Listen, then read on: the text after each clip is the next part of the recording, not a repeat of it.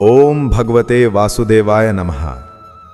आज हम बात करने जा रहे हैं साल की सबसे पवित्र और चमत्कारी एकादशी उत्पन्ना एकादशी के बारे में। ये वही एकादशी है जिसे सभी व्रतों की जननी कहा गया है। इस दिन भगवान विष्णु स्वयं अपने भक्तों को पापों से मुक्त करने का वरदान देते हैं। आगे हम विस्तार से जानेंगे उत्पन्ना एकादशी के दिन क्या करना चाहिए और कौन से कार्य भूलकर भी नहीं करने चाहिए, और हम उत्पन्ना एकादशी की पूजा विधि और पारण समय को भी जानेंगे। सबसे पहले जानते हैं उत्पन्ना एकादशी की तिथि और महत्व। पौराणिक गणना के अनुसार मार्गशीर्ष मास के कृष्ण पक्ष की एकादशी को उत्पन्ना एकादशी कहते हैं। 2025 में यह व्रत 15 नवंबर शनिवार को मनाया जाएगा। ये तिथि सूर्योदय से अगले दिन तक रहेगी, इसलिए व्रत रखने वाले भक्तों को पंचांग देखकर ही सही मुहूर्त में संकल्प करना चाहिए।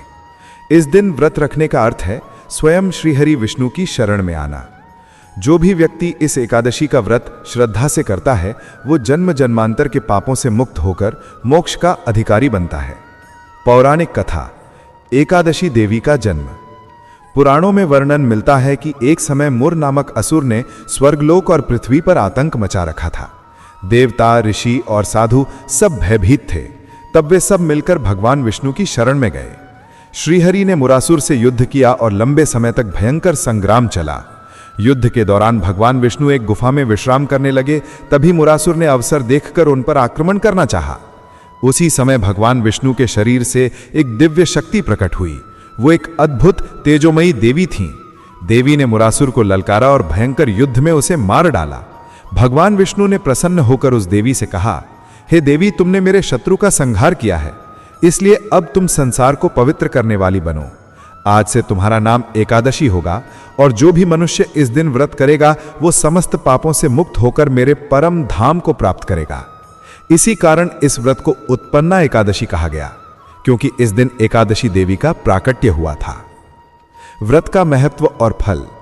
भगवान विष्णु स्वयं कहते हैं, जो इस एकादशी का व्रत करता है वो 10,000 वर्षों तक किए गए यज्ञ और दान के समान पुण्य प्राप्त करता है। ये व्रत केवल पाप नाशक नहीं बल्कि मन को स्थिर करने और आत्मा को दिव्यता से जोड़ने वाला है। जो भक्त सच्चे मन से इस दिन उपवास रखता है, तुलसी पूजन करता है और विष्णु नाम का जप करता है, उसके जीवन से दरिद्रता, दुख और भय सदा के लिए मिट जाते हैं। क्यों माना जाता है ये व्रत साल का सबसे श्रेष्ठ व्रत? क्योंकि यह वर्ष का पहला व्रत माना गया है, जिससे आने वाले सभी एकादशी व्रतों का फल कई गुना बढ़ जाता है। जो व्यक्ति एक बार भी इस व्रत को नियम पूर्वक करता है उसके पितृ और देवता दोनों प्रसन्न होते हैं। घर में सुख, शांति और समृद्धि का वास होता है। आध्यात्मिक दृष्टि से अर्थ। उत्पन्ना का अर्थ होता है जागृति या उद्भाव, अर्थात ये एकादशी हमें नींद और अज्ञान से जागने का अवसर देती है। ये दिन आत्मा को पुनः परमात्मा से जोड़ने का प्रतीक है। जो भक्त इस दिन आत्मचिंतन करता है, भक्ति भाव से हरिनाम जप करता है, उसके मन में नई शक्ति और नया उत्साह उत्पन्न होता है। इस दिन व्रत की शुरुआत करने से पहले भक्त को यह संकल्प लेना चाहिए, हे श्री हरि विष्णु, मैं आज पापों से दूर रहकर केवल आपका स्मरण करूंगा, आपके नाम का जप करूंगा और आपके चरणों में ही अपना जीवन समर्पित करूंगा। अब जानते हैं इस दिन क्या करना चाहिए और कौन से कार्य भूल कर भी नहीं करने चाहिए। व्रत से पहले की तैयारी, शुद्ध संकल्प। उत्पन्ना एकादशी व्रत का आरंभ दशमी तिथि की रात से ही हो जाता है। इस दिन रात्रि को सात्विक भोजन करें, जिसमें लहसुन, प्याज, मसालेदार या तामसिक वस्तुएं बिल्कुल न हों। भोजन के बाद भगवान विष्णु का स्मरण करते हुए यह संकल्प करें कि मैं कल एकादशी व्रत रखूंगा और प्रभु विष्णु की पूजा करूंगा। रात्रि को ब्रह्मचर्य का पालन करें, शुभ विचार रखें और प्रातःकाल सूर्योदय से पहले उठकर स्नान करें। गंगा जल या शुद्ध जल से स्नान करने के बाद पीले वस्त्र पहनें और घर या मंदिर में विष्णु जी की मूर्ति या चित्र स्थापित करें। क्या करें? व्रत की विधि। संकल्प करें। पूर्व दिशा की ओर मुख करके संकल्प लें कि हे श्री हरि, आज मैं एकादशी व्रत का पालन कर रहा हूं। कृपा करके मेरे पापों को नष्ट करें और मोक्ष का मार्ग प्रदान करें। पूजन की शुरुआत। भगवान विष्णु को जल, फूल, धूप, दीप, नैवेद्य और तुलसी पत्तों के साथ पूजें। तुलसी पत्र का अर्पण इस दिन अत्यंत शुभ माना गया है, क्योंकि बिना तुलसी के विष्णु पूजा अधूरी मानी जाती है। मंत्र जाप और भजन। पूरे दिन ओम नमो भगवते वासुदेवाय मंत्र का जाप करें। श्री विष्णु सहस्त्र नाम या गीता का पाठ करें। यदि संभव हो तो किसी धार्मिक कथा या सत्संग को सुने। भोजन नियम। व्रतधारी व्यक्ति को पूरे दिन उपवास रखना चाहिए, लेकिन जिनकी शारीरिक स्थिति अनुमति न दे वे फलाहार ले सकते हैं। फल, दूध, सूखे मेवे या भुने चने ये सब व्रत में स्वीकार्य हैं। सेवा और दान। इस दिन गरीबों, ब्राह्मणों या भूखे लोगों को भोजन कराना सर्वोत्तम पुण्य देता है। किसी जरूरतमंद को कंबल, कपड़े, अनाज या दक्षिणा देना अत्यंत शुभ माना गया है। भगवान स्वयं कहते हैं कि एकादशी पर किया गया दान 100 यज्ञों के बराबर फल देता है। क्या न करें? व्रत में निषेध कार्य। झूठ बोलना, क्रोध करना या कटुवाणी बोलना ये सब व्रत को निष्फल कर देता है। नमक, चावल, गेहूं, दाल, तले हुए पदार्थ इनका सेवन निषिद्ध है। नींद अधिक लेना, चुगली करना, टीवी या मोबाइल पर अशुद्ध दृश्य देखना ये सब मन को अशांत करता है। दूसरों की निंदा या तिरस्कार न करें। इस दिन का उद्देश्य है मन, वचन और कर्म से पवित्र होना। किसी प्राणी को कष्ट न दें, न किसी का अपमान करें, न झूठा वचन दें। भक्ति भाव से क्या करें? संध्या समय दीप दान करें और तुलसी जी के पास दीपक जलाएं। रात्रि में श्री हरि विष्णु के नाम का स्मरण करते हुए जागरण करें। भजन कीर्तन करें। मन को प्रभु के प्रेम में डूबने दें। जो व्यक्ति इस दिन विष्णु जी की आरती, रामचरितमानस, गीता पाठ या विष्णु सहस्त्र नाम करता है उसे सहस्त्र यज्ञों का पुण्य मिलता है। व्रत का रहस्य। आत्मसंयम और साधना। एकादशी व्रत का अर्थ केवल भोजन त्याग नहीं बल्कि मन का संयम है। इस दिन हम इंद्रियों पर नियंत्रण रखते हैं ताकि आत्मा को ईश्वर से जोड़ सकें। यही कारण है कि एकादशी को आध्यात्मिक डिटॉक्स डे भी कहा गया है। जब हम अपनी वासनाओं, क्रोध और लोभ पर नियंत्रण रखते हैं तो मन में ईश्वर का प्रकाश स्वतः प्रकट होता है। उत्पन्ना एकादशी केवल व्रत नहीं, यह आध्यात्मिक पुनर्जन्म का दिन है। इस दिन व्रती को चाहिए कि वो मन में भगवान विष्णु का नाम लेकर ये प्रार्थना करे कि हे श्री हरि, मेरे जीवन को पवित्र बनाइए, मुझे सत्कर्मों में लगाइए और भक्ति का वरदान दीजिए। आज हम जानेंगे इस दिव्य व्रत के दान पुण्य के रहस्य, पारण विधि यानी व्रत खोलने का समय, और क्यों कहा गया है कि एकादशी का व्रत जन्म जन्म के पापों को भी हर लेता है। दान का महत्व, जो देता है मोक्ष का वरदान। पुराणों में कहा गया है, दानम तपः समम पुण्यम एकादश्याम विशेषतः, अर्थात एकादशी के दिन किया गया दान हजारों तपस्याओं के बराबर फल देता है। उत्पन्ना एकादशी भगवान विष्णु की वो पावन तिथि है जब दान करने से आत्मा का कल्याण होता है। इस दिन केवल धन या वस्त्र का दान ही नहीं बल्कि भावना से किया गया त्याग भी दान कहलाता है। कौन कौन से दान करें और उनका फल? अन्नदान सबसे श्रेष्ठ। गरीबों, ब्राह्मणों या जरूरतमंदों को भोजन कराना सर्वोत्तम माना गया है। कहा गया है कि जो एकादशी को भूखे को अन्न देता है उसे स्वयं विष्णु लोक की प्राप्ति होती है। वस्त्रदान, ठंड के मौसम में वस्त्र या कंबल दान करना विशेष पुण्य देता है। इससे पितरों की आत्मा को शांति मिलती है और घर में दरिद्रता नहीं आती। धूप, दीप, जल, फल या दक्षिणा ये सब सात्विक दान माने जाते हैं। विशेष रूप से तुलसी पत्र और पीले पुष्प अर्पण करने से भगवान अत्यंत प्रसन्न होते हैं। गाय, भूमि या सोना दान, शास्त्रों में इसे महादान कहा गया है, लेकिन ये भावना से किया गया प्रतीकात्मक दान भी हो सकता है। यानी यदि वास्तविक रूप से न हो सके तो गाय या अन्न का संकल्पित दान भी समान फल देता है। दान के नियम, कैसे करें और कब करें? दान सदैव सात्विक भावना से करें, दिखावे के लिए नहीं। जो वस्तु आप स्वयं नहीं खाना चाहेंगे वो किसी को भी ना दें। दान हमेशा दोनों हाथों से करें और देते समय नमः बोलें।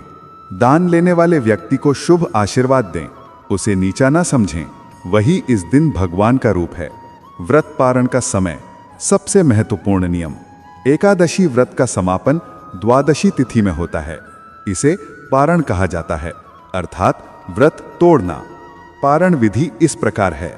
सूर्योदय के बाद द्वादशी तिथि में जब एकादशी समाप्त हो जाए तो स्नान करके भगवान विष्णु का पूजन करें। विष्णु जी को फल, फूल, पंचामृत और तुलसी पत्र अर्पण करें। फिर ओम नमो भगवते वासुदेवाय मंत्र जप कर भोग लगाएं। उसके बाद थोड़ा गंगा जल या तुलसी जल पीकर व्रत खोलें। अंत में ब्राह्मण या भूखे व्यक्ति को भोजन कराकर स्वयं भोजन करें। यदि पारण का समय निकल जाए तो व्रत का फल अधूरा रह जाता है। इसलिए द्वादशी के पहले अंश में ही पारण करना शास्त्र सम्मत है। क्या खाएं पारण में? सात्विक भोजन करें, जैसे खिचड़ी, मूंग दाल, फल, रोटी या हल्का प्रसाद। लहसुन, प्याज या मांसाहार वर्जित है। भोजन से पहले भगवान का नाम लेकर आभार व्यक्त करें। हे प्रभु, आपने यह व्रत सफलतापूर्वक पूर्ण कराया, इसके लिए कृतज्ञ हूं। उत्पन्ना एकादशी का फल अद्भुत और चमत्कारी। स्कंद पुराण में कहा गया है कि जो व्यक्ति उत्पन्ना एकादशी का व्रत करता है वह सभी पापों से मुक्त होकर विष्णु धाम को प्राप्त करता है। यह व्रत न केवल पापों को मिटाता है बल्कि जीवन में धन, बुद्धि, शांति और मोक्ष का मार्ग खोलता है। जो श्रद्धा और नियम से यह व्रत करते हैं उनके जीवन से रोग, भय और दुर्भाग्य दूर हो जाता है। भक्ति का सार अंत में यही समझें, उत्पन्ना एकादशी का रहस्य केवल उपवास नहीं बल्कि मन का शुद्धिकरण है। जब हम क्रोध, ईर्ष्या, मोह से दूर होकर भगवान के नाम में लीन होते हैं तभी यह व्रत हमें वास्तविक फल देता है। अतः इस पावन दिन पर भक्त को चाहिए कि वह भगवान विष्णु की शरण में जाकर कहे, हे हरि, मेरे भीतर की अंधकार रूपी राक्षसी वृत्ति को नष्ट करें और मुझे आपके प्रेम और प्रकाश में स्थिर करें। उत्पन्ना एकादशी दिव्य लाभ, वैज्ञानिक रहस्य और आत्मिक चमत्कार। उत्पन्ना एकादशी केवल एक धार्मिक तिथि नहीं बल्कि ये मन, शरीर और आत्मा को शुद्ध करने का अद्भुत योग है। इसे व्रतों की जननी कहा गया है क्योंकि इसी दिन भगवान श्रीहरि विष्णु ने असुरता का अंत कर धर्म की स्थापना की थी। इसलिए जो व्यक्ति इस दिन उपवास, पूजन और स्मरण करता है वह स्वयं को पाप, भय और मानसिक अशांति से मुक्त करता है।